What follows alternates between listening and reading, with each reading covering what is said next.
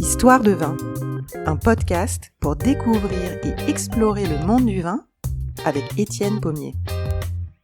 Cette histoire commence par une annonce improbable, il y a une quinzaine d'années. Une annonce du Château Palmer, 3e grand cru classé de Margaux, du lancement avec le millésime 2004 d'une nouvelle cuvée à la production confidentielle et au nom un peu étrange, Historical 19th Century Blend, en anglais sur l'étiquette. Je dis improbable car en soi, les nouvelles cuvées sont rares dans les grands châteaux du Médoc.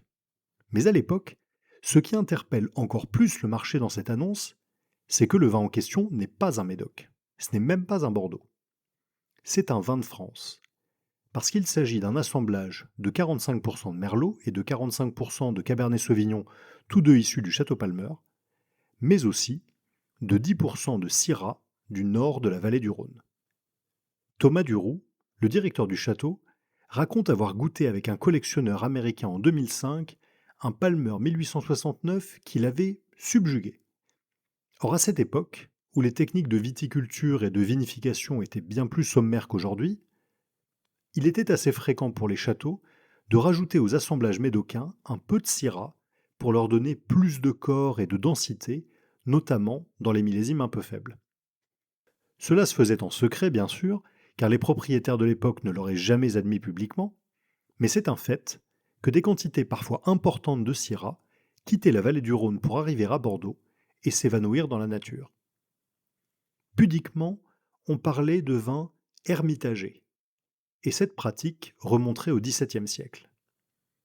Or, en dégustant ce Palmer 1869, Duroux se demande s'il n'aurait pas été hermitagé, et il décide de retenter l'expérience pour finalement lancer une première cuvée produite en quantité confidentielle.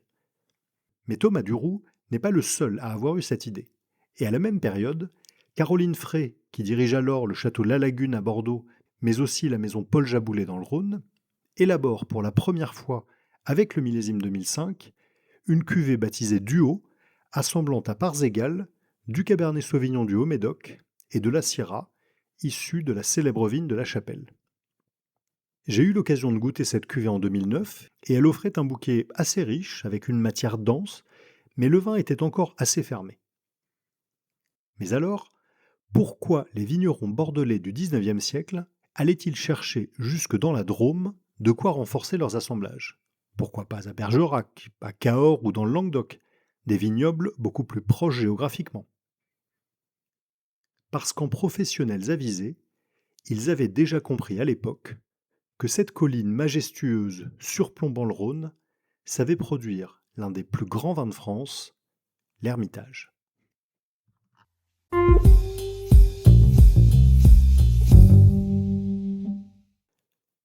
L'an de grâce 1224. Voilà 15 ans que les barons de France pourchassent les Albigeois. Là des combats, le chevalier Gaspard de Stérimbert décide de se retirer dans la Drôme, près du bourg de Thun, pour y vivre en ermite. Il choisit une hauteur dominant le Rhône et plantée en vigne depuis l'époque romaine, pour y bâtir, avec la bénédiction de la reine Blanche de Castille, un petit oratoire en pierre, en haut de la colline, qu'on appellera désormais l'Hermitage. On raconte que les vins de la colline étaient déjà appréciés des Anglais au XVIIe siècle et que ce seraient eux qui, en acheminant le vin vers l'Angleterre, auraient modifié l'orthographe française d'Hermitage sans H pour une version anglicisée avec un H. Aujourd'hui, l'appellation peut s'écrire indifféremment avec ou sans H. Ce qui est certain, c'est que le vin de l'Hermitage est déjà reconnu à cette époque, comme en attestent ces vers de Boileau dans le Repas ridicule en 1663.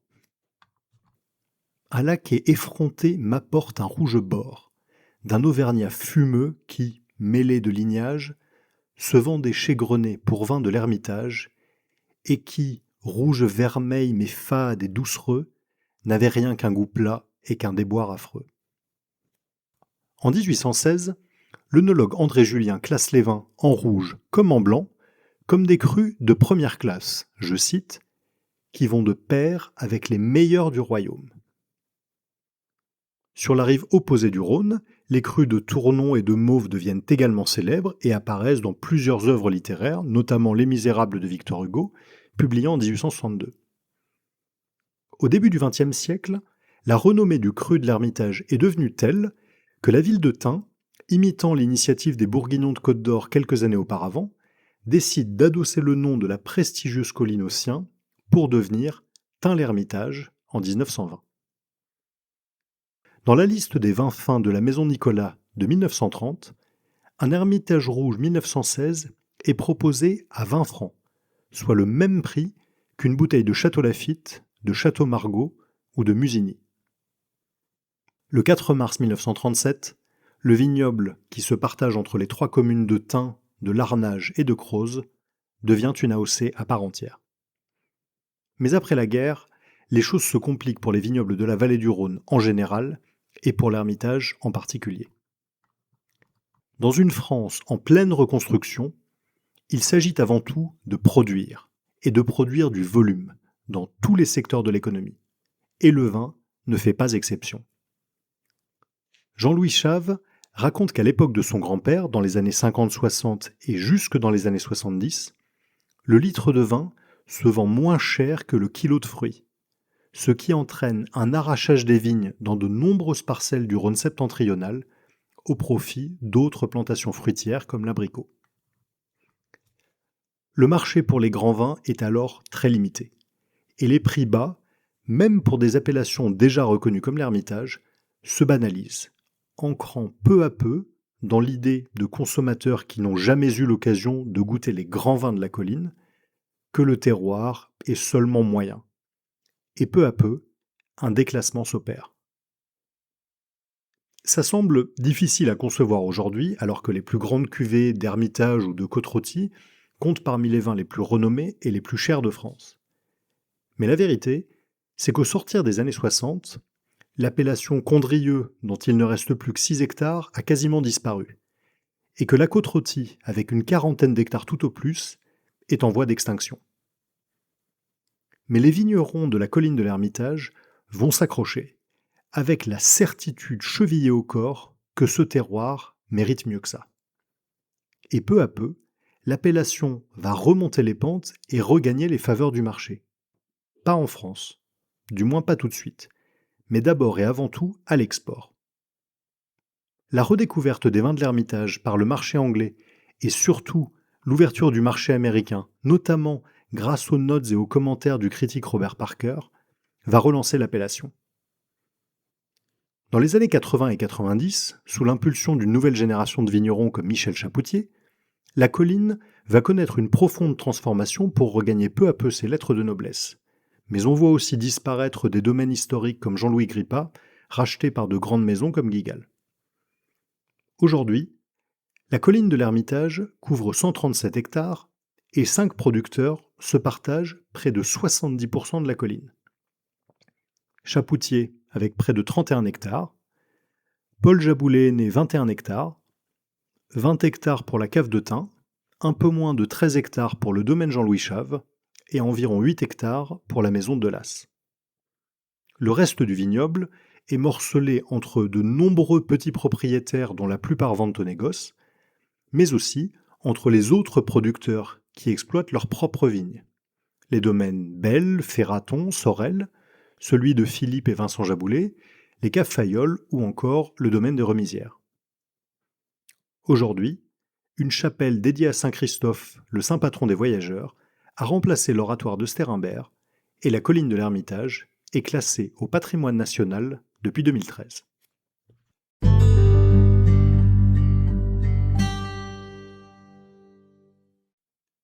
Contrairement à la quasi-totalité des vignobles classés en Grand Cru en France, que ce soit à travers une appellation comme en Bourgogne ou en Alsace, ou à travers un classement comme à Saint-Émilion, l'Ermitage, où il n'y a pas de classification officielle, est l'un des rares grands terroirs qui est aussi réputé pour ses vins rouges que pour ses vins blancs. Une particularité que l'on retrouve dans l'appellation Pessac-Léognan à Bordeaux. Et si la production de vins rouges a toujours été majoritaire, près de 70% aujourd'hui, historiquement, les vins blancs étaient les plus recherchés. et on raconte que les négociants des XVIIIe et XIXe siècles devaient acheter plusieurs barriques de rouge pour avoir le droit d'en acheter une de blanc. Ce vin blanc, il est issu des cépages Marsanne et Roussanne, qui, historiquement, étaient souvent complantés, c'est-à-dire mélangés dans une même parcelle. Et comme il est très difficile de distinguer les deux variétés, surtout pour de très vieilles vignes parfois centenaires, les vignerons employaient le terme de roussette pour désigner ces plantations. Ces deux variétés, et tout particulièrement la Marsanne qui domine aujourd'hui, produisent des vins riches et concentrés, aux arômes de fruits à noyaux et de fleurs blanches dans leur jeunesse, qui évoluent en vieillissant vers la praline et le miel, avec une bouche d'un gras et d'une concentration remarquables. La qualité de ces variétés et leur importance dans l'encépagement de la colline expliquent d'ailleurs que l'appellation autorise leur assemblage avec la syrah dans une proportion de 15% maximum.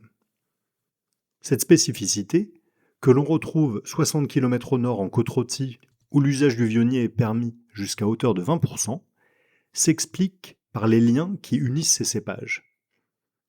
Comme l'avait pressenti l'ampélographe Louis Levadoux dans les années 60 et que l'analyse ADN a confirmé depuis, Syrah, Roussanne, Marsanne, Vionnier, mais aussi l'Altesse ou la Mondeuse savoyarde, tous ces cépages appartiennent à la même famille des serines.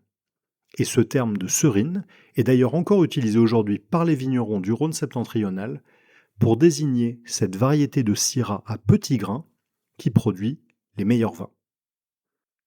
Contrairement aux crus de la Côte-Rôtie qui s'expriment plus volontiers sur la violette, le poivre et le bourgeon de cassis, les syrahs de l'Ermitage proposent généralement un fruité plus mûr sur les baies rouges et noires ou la prune, rehaussé de nuances méditerranéennes qui évoquent parfois la figue ou l'olive, et avec des touches épicées de badiane ou de réglisse. Et ce qui explique cette différence de profil aromatique qui distingue les deux appellations, c'est bien évidemment la singularité du terroir.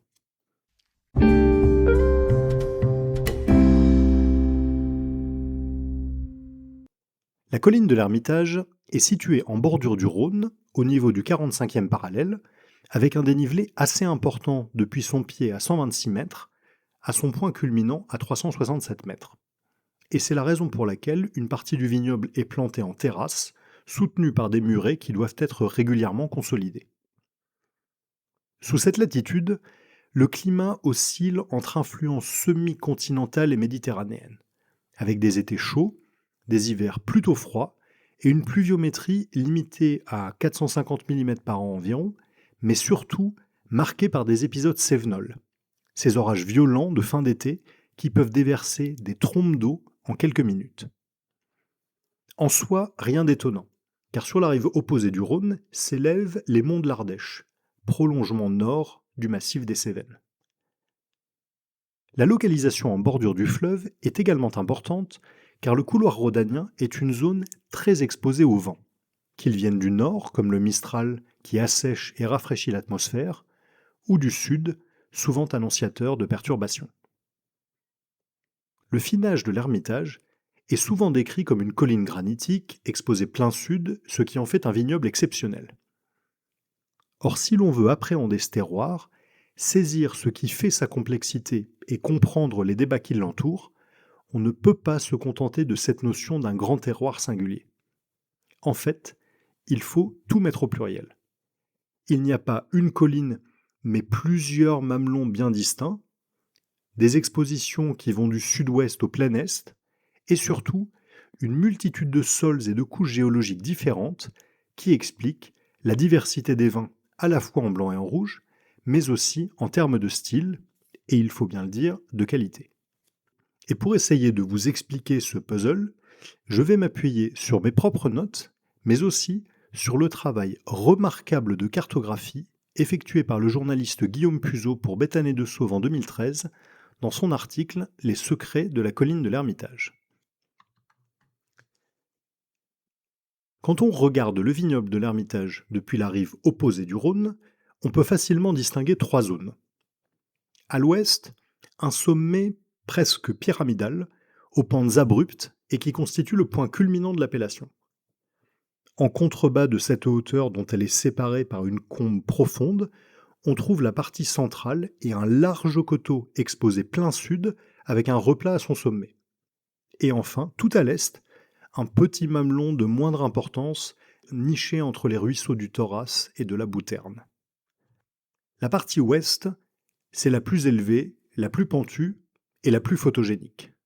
C'est l'éperon rocheux qui surplombe directement le Rhône, couronné de la célèbre chapelle. Ce sommet est en fait le reste d'une excroissance des monts de l'Ardèche qui a été comme sectionné du reste du massif par le cours du Rhône et 400 millions d'années d'érosion. L'assise, ici, est granitique.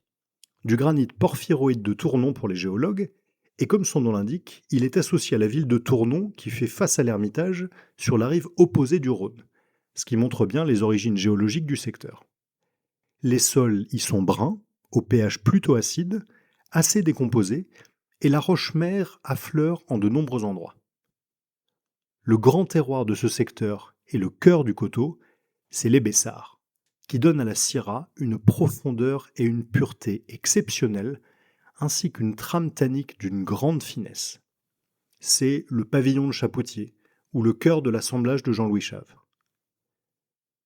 Le quartier des Grandes Vignes, situé au sommet de la colline, est plus vanté, ainsi que celui de Varogne avec une exposition ouest moins favorable, présente la même géologie que l'Ébessard, mais pas le même potentiel. Enfin, le pied de coteau, quant à lui, est un sol argilo-sableux d'origine limoneuse et déposé par le Rhône.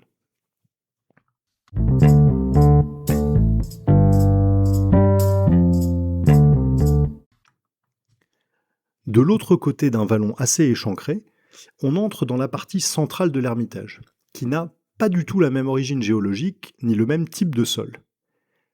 Cette partie de la colline est le résultat de l'accumulation de dépôts minéraux par le glacier du Rhône à l'ère quaternaire, ce qu'on appelle la moraine, et qui se compose d'un sol alcalin, mélange de cailloux, de galets et d'argile fine, qui constitue le terroir du milieu de coteau avec des zones plus ou moins calcaires. On trouve ici de grands terroirs, comme le Méal, qui donne des vins riches et puissants car exposés plein sud, et juste en dessous, un peu plus sableux, le quartier des Greffieux. Comme à Châteauneuf-du-Pape, les galets apportent de la chaleur et du rayonnement, favorisant la maturité et la concentration des raisins. Et les argiles donnent au vin toute sa finesse. Ces terroirs brillent particulièrement dans les millésimes assez solaires. Plus à l'est, avec une exposition légèrement différente, on trouve les quartiers de Péléa et des Rocoul, très propices aux cépages blancs et qui donnent des vins d'une grande finesse. On trouve aussi le secteur de Beaume, où les galets ont été agrégés par les eaux de ruissellement calcaire pour former des blocs un peu friables appelés poudingues. Le bas de la colline est ici aussi fait de dépôts alluviaux du Rhône, plus sableux et moins caillouteux dans les secteurs des Plantiers ou des Dionnières. A l'inverse, la partie supérieure du coteau forme à cet endroit un replat sur lequel s'est déposée au fil du temps une couche épaisse de particules minérales très fines portées par le vent et qu'on appelle le leuce. Cette terre limoneuse, calcaire, fine et douce au toucher, forme le terroir des parcelles du Haut-de-Coteau comme l'Ermite, la Pierrelle, Maison Blanche et l'Homme. Le terroir de l'Ermite, qui se situe à la limite de la zone granitique et bénéficie d'une exposition plein sud, constitue l'un des meilleurs vignobles de la colline, aussi bien pour les vins blancs que pour les vins rouges.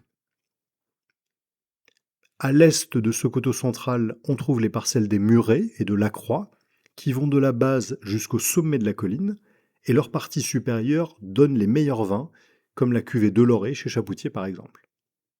Enfin, à la limite est de l'AOC, la troisième zone est un petit mamelon de galets agrégés en poudingue de moindre importance et qui marque la limite de l'Ermitage et le début du vignoble de Croz.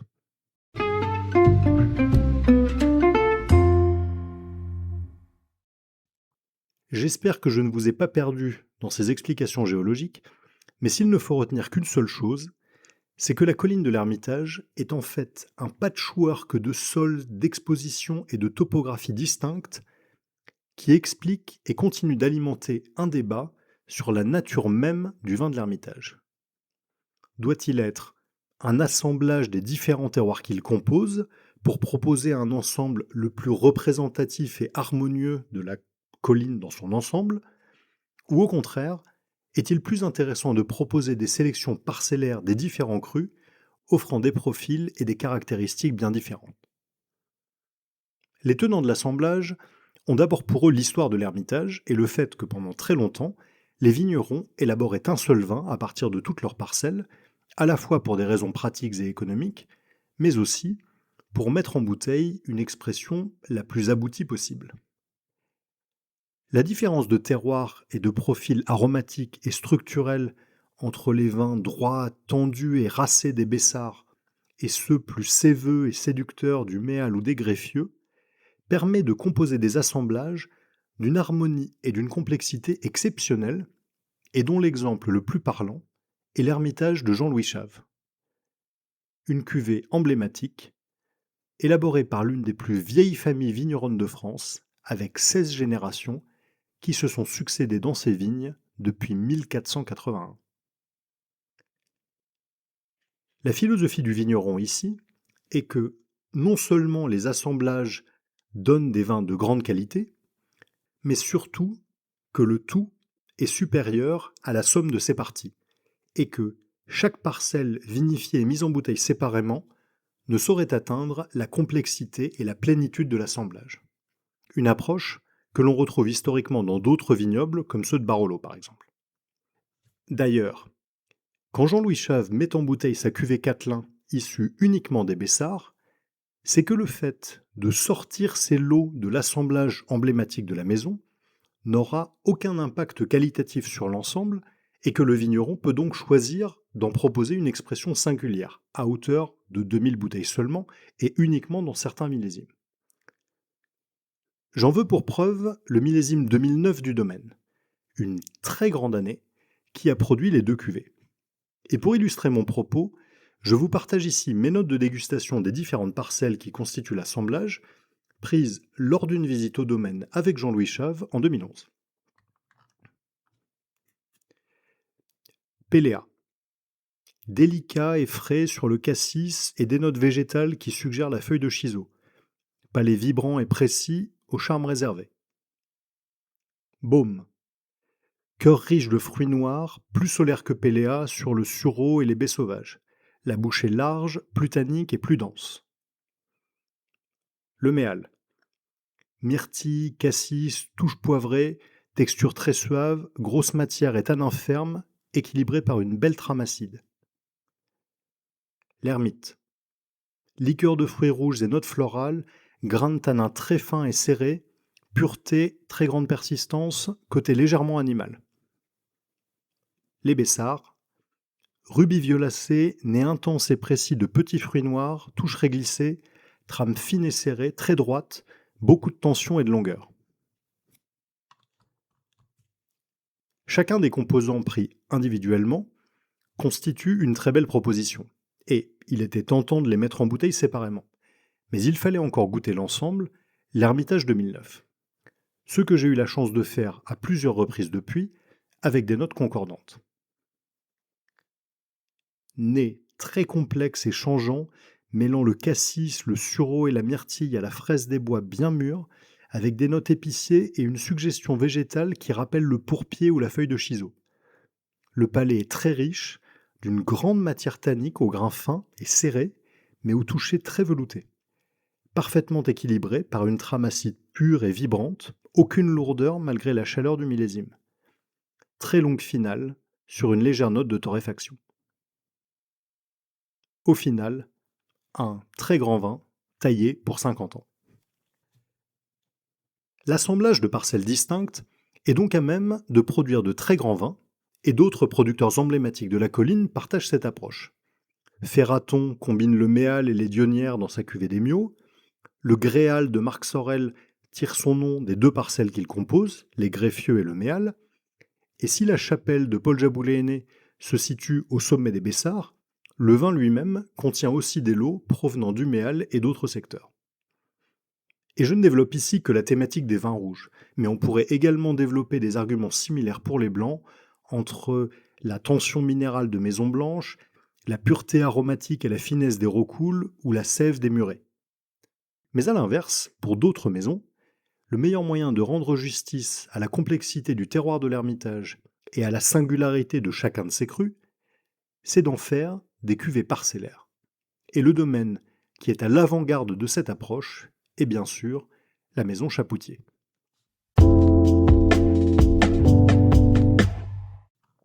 Le nom de Chapoutier est associé à l'Ermitage depuis 1897, date à laquelle Marius Chapoutier et Rodolphe de Lépine, dirigeants d'une maison fondée en 1808, conjuguent leurs forces pour fonder une nouvelle société.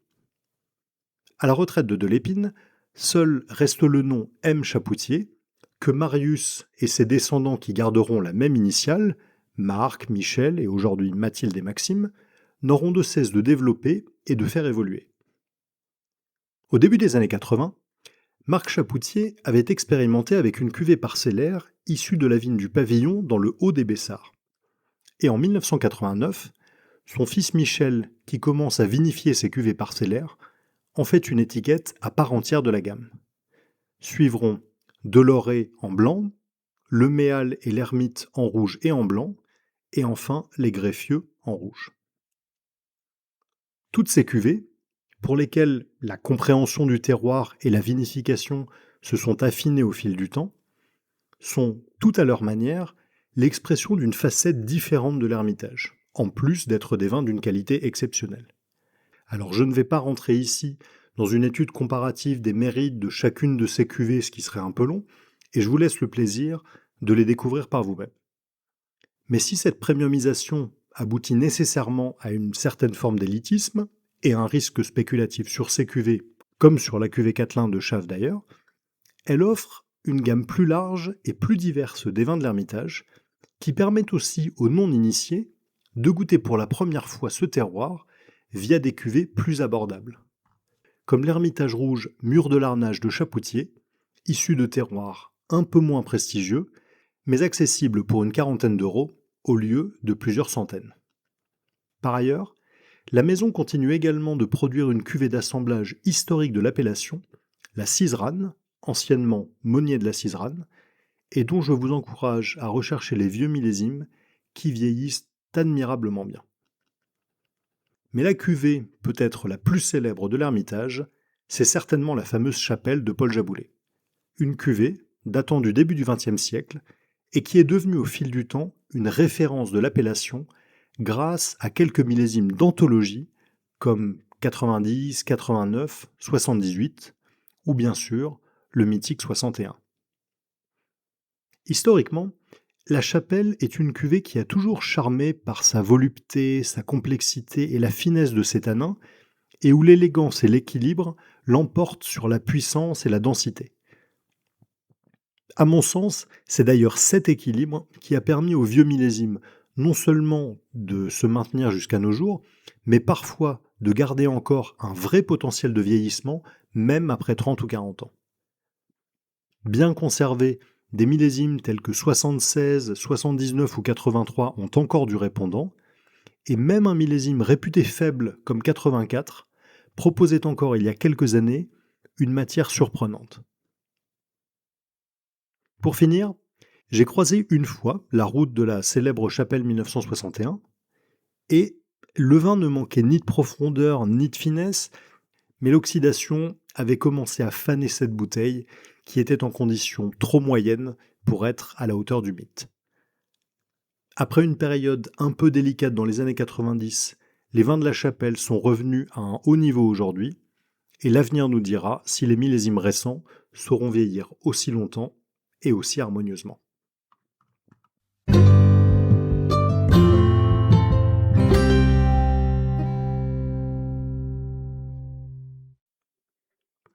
Vous l'aurez compris, l'Ermitage est un vin de temps, un vin de garde.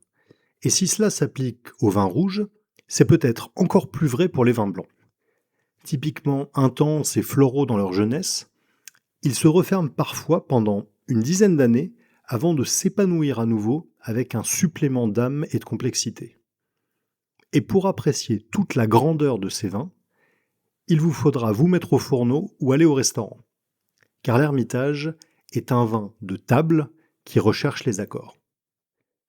Si les rouges se marient particulièrement bien avec l'agneau, mais aussi le canard ou le gibier, les blancs sont à mon avis les plus fascinants en accord mets-vins, car les plus versatiles. Un jeune Ermitage blanc accompagnera parfaitement les crustacés, le bar ou le turbo, mais aussi des accords beaucoup plus délicats comme l'ail ou l'asperge. Après quelques années en cave, il saura sublimer une belle volaille et c'est aussi l'un des rares vins blancs qui s'accommode parfaitement avec les champignons et tout particulièrement la truffe. Sur ce, je vous laisse pour aller en cuisine car ces suggestions m'ont mis en appétit. Et surtout, n'oubliez pas de vous abonner au podcast, de le liker et de le partager autour de vous si le contenu vous plaît. À très bientôt pour un nouvel épisode.